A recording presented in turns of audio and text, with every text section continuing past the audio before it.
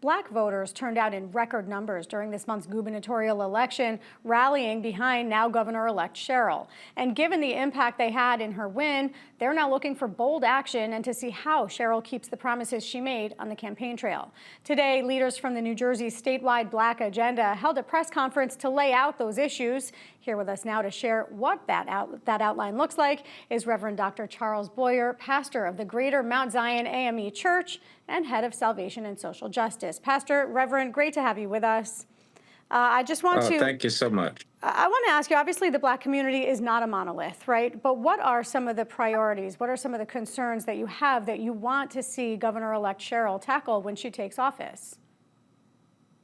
Well, yeah, thank you again for having me. And there's certainly a multitude of issues. One is even before she takes office, even within the transition, it's important that Black folks are represented in the way that we represented during the vote and the way that we're represented in the state.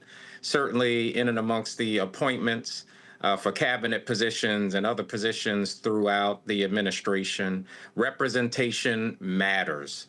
And then from there, within the first 100 days, we're looking forward to them convening a biannual meeting with Black leadership, the governor, lieutenant governor, and the cabinet to talk about ways to move policy issues forward.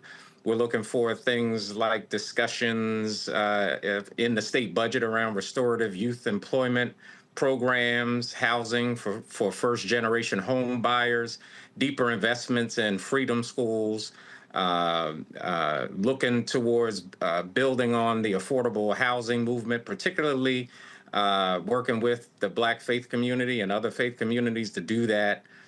Convening really targeted, action-oriented work groups to move on economic and community development in cities like Trenton and Newark.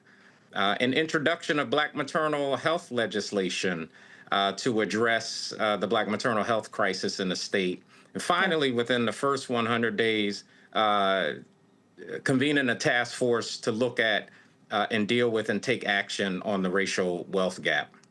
You outlined a whole lot there, and I want to break that down a bit and get into some of these topics. But let's start with the fact that right now, Lieutenant Governor-elect Dale Caldwell is leading her transition team. He said in the first meeting as Lieutenant Governor-elect that he would be looking to put people in positions that reflect the diversity of New Jersey. Do you have confidence with him at the helm that that will in fact happen? I absolutely do. I have tremendous confidence in the lieutenant governor-elect. I mean, he's a man of deep integrity, and he has been extremely engaging. And I think it was a very strong sign that he was put the head of the transition. And I fully expect him to follow through with that. One of the measures I know you want to see taken is rejecting some of the punitive youth waiver bills that are before the legislature. Can you just explain what that is and how you want to see that rolled back or addressed?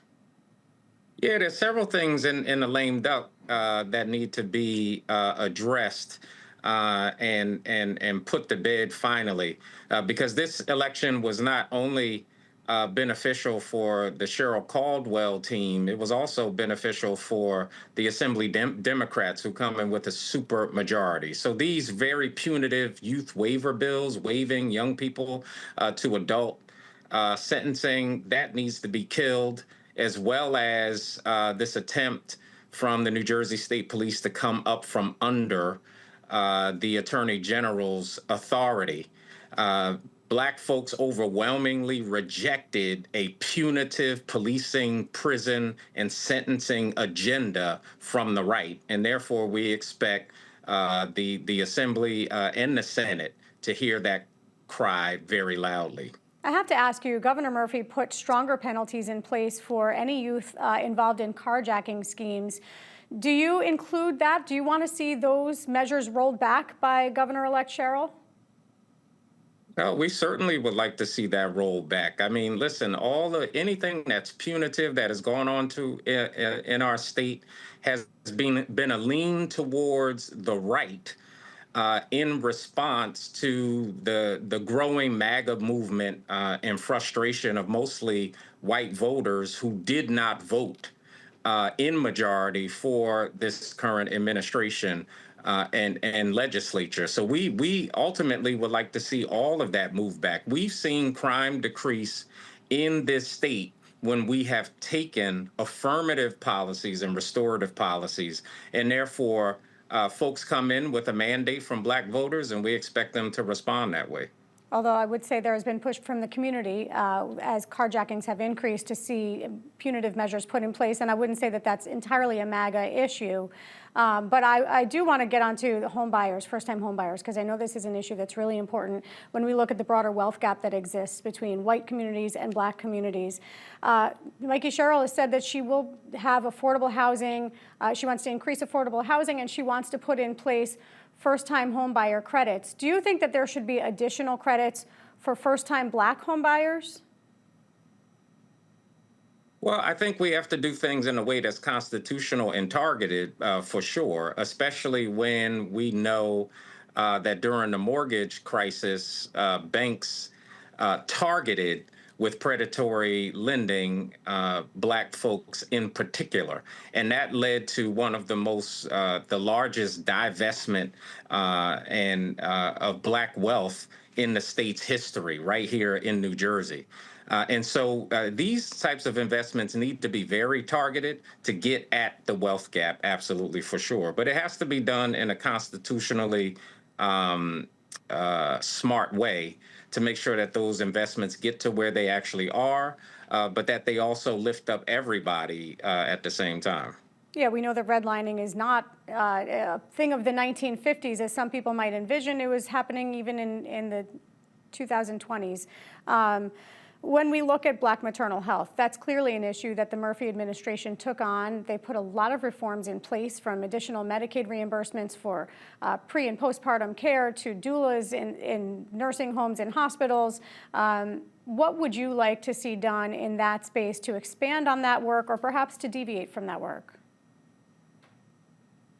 Well, certainly we appreciate what the Murphy administration did, bringing this issue to the top and really making major investments in it. What we want to see greater investment is making sure that those kind of resources actually get to the smaller grassroots black women-led initiatives that are all throughout the state.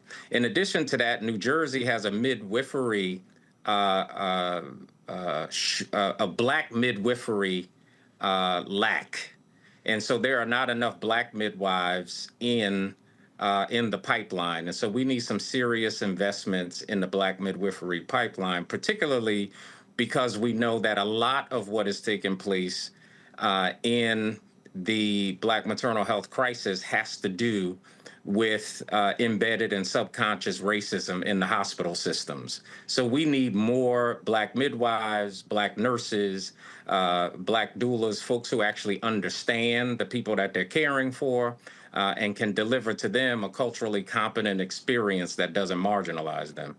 Yeah, and I'm going to ask you a big question with only a little bit of time left, so I'm going to ask you to keep it short if you can. But do you believe that Governor-elect Sherrill has a plan to help desegregate New Jersey schools? It's something we heard a lot of on the campaign trail.